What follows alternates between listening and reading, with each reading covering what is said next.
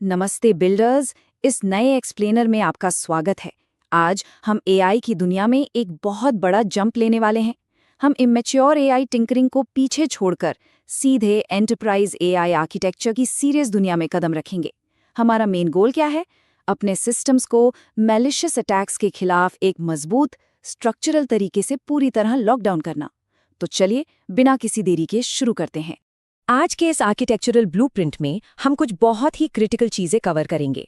हम शुरुआत करेंगे प्रॉम्प्ट इंजेक्शन वल्नरेबिलिटी को समझने से, फिर देखेंगे स्ट्रक्चरल डिफेंस मॉडल कैसे काम करता है।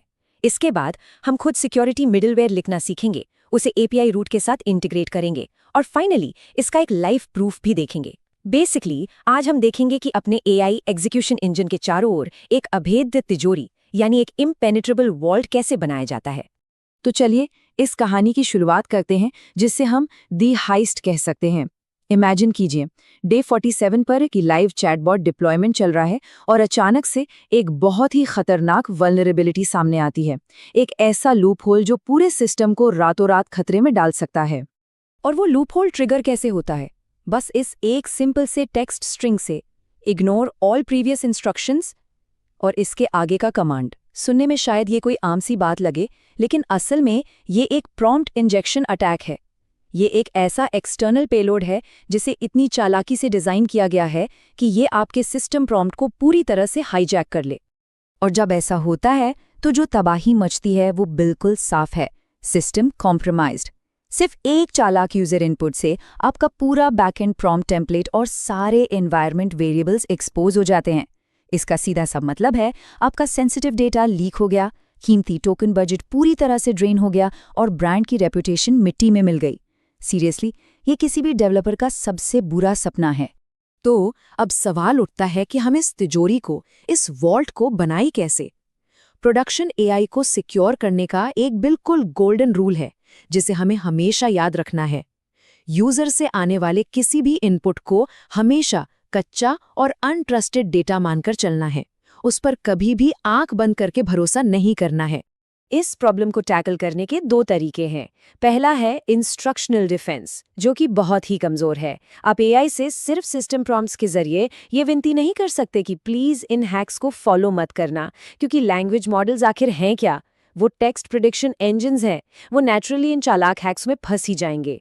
इसलिए हमें इस वीक अप्रोच को छोड़कर एक मजबूत स्ट्रक्चरल डिफेंस मॉडल अपनाना होगा। एक ऐसा एप्लीकेशन लेयर मिडलवेयर फायरवॉल जिसे हम Vercel AI SDK middleware ecosystem का इस्तेमाल करके बनाएंगे। यही हमारा सॉलिड फुल प्रूफ सोल्यूशन है। अब देखते हैं कि ये कस्टम सिक्योरिटी मिडलवेयर असल में लिखा कैसे जाता है। यहीं पर सारा इंटरसेप्ट लॉजिक काम करता है। हम खास तौर पर Next.js प्रोजेक्ट के अंदर language model v3 middleware interface का इस्तेमाल करेंगे। यही वो जगह है जहां हम अपनी पहली डिफेंस लाइन तैयार करते हैं। यहाँ हमें एक बहुत ही प्रिसाइज सीक्वेंस फॉलो करना होता है। सबसे पहले हम ट्रांसफॉर्म पैराम्स हुक के जरिए प्रॉम्प्ट वेक्टर एरे को बीच में ही इंटरसेप्ट कर लेते हैं। दूसरा स्टेप है उस पेलोड को एक्सट्रैक्ट करना और उसे डिटर्मिनिस्टिक रेगेक्स पैटर्न्स के अगेंस्ट प्रोग्रामेटिकली स्कैन करना। और तीसरा सबसे क्रूशियल स्टेप, जैसे ही हमें कोई सस्पिशियस या खतरनाक पैटर्न मिलता है, हम ओपन एआई तक नेटवर्क रिक्वेस्ट पहुंचने से पहले ही एक कंट्रोल्ड एप्लीकेशन एरर थ्रो करके एग्जीक्यूशन पाथ को वहीं का वहीं किल कर देते हैं। Game over. मिडलवेयर तो बन गया, लेकिन एंटरप्राइज आर्किटेक्ट्स के लिए अगला बड़ा काम है इस फायरवॉल को अपने सिस्टम में फिट करना। हमें इसे सीधे अपने रूट हैंडलर फाइल के अंदर प्राइमरी मॉडल प्रोवाइडर के साथ इंटीग्रेट करना होगा, ताकि हमारा एंड पॉइंट पूरी तरह सिक्योर हो जाए। और यही एंट्री होती है रैप लैंग्वेज मॉडल की। ये कमाल का डेकोरेटर है जो आपके प्रोवाइडर कॉन्फ़िगरेशन के ठीक ऊपर एक स्ट्रक्चरल लेयर बना देता है।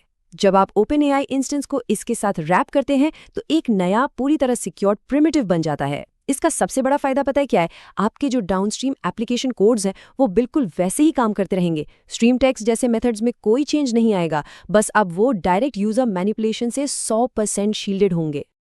अब टाइम आ गया है हमारे क्लाइमैक्स का।